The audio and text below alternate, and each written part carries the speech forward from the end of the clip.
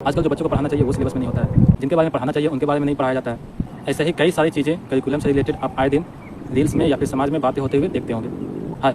मैं कृष्ण कुणाल। आज मैं आप लोगों के साथ करिकुलम फ्रेमवर्क और सिलेबस के स्ट्रक्चर के बारे में बात करूँगा, जिसमें से सबसे ज़्यादा डिबेट आप हिस्ट्री के चैप्टर्स को लेकर सुनते होंगे। हिस्ट्री का कोई भी कंटेंट किसी राजा महाराजा के बारे में जब पढ़ाया जाता है, आप किसी पर्टिकुलर राजा के बारे में हिस्ट्री में पढ़ना चाहते हो,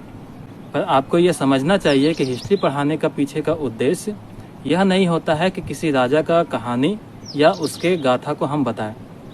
हिस्ट्री पढ़ाने का उद्देश्य यह होता है कि उस समय के समाज का स्ट्रक्चर कैसा है, उसका स्थिति कैसा है, उसका आर्थिक जीवन कैसा है, उस समय में शिक्षा और साहित्य के क्षेत्र में क्या डेवलपमेंट हुए हैं, कला और विज्ञान का क्या डेवलपमेंट है, मतलब इतिहास में बीते घटनाओं का समाज पे क्या असर पड़ा या फिर अभी भी पड़ रहा है, उसके बारे में हम समझने का कोशिश करते हैं।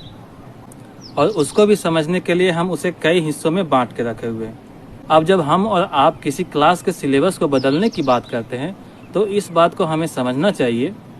कि किसी राजा या किसी राजवंश को अगर हम उस सिलेबस से निकाल दें और उसके जगह किसी और राजवंश को अगर हम पढ़ाते हैं तो क्या उसके साथ साथ हम इतिहास पढ़ने वाले बच्चों को उस ऐतिहासिक समय अंतराल के दौरान समाज में हुए परिवर्तन को समझा पाएंगे? इसके साथ साथ ये भी बात आपको समझना चाहिए, जब सिलेबस कड़ी में बटा हुआ है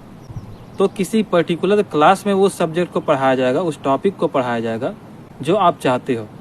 तो जिस उम्र या क्लास के बच्चों से आप सवाल पूछ रहे हो या उसका सिलेबस उठा के देख रहे हो कि उसमें उन टॉपिक्स को मेंशन किया गया है कि नहीं,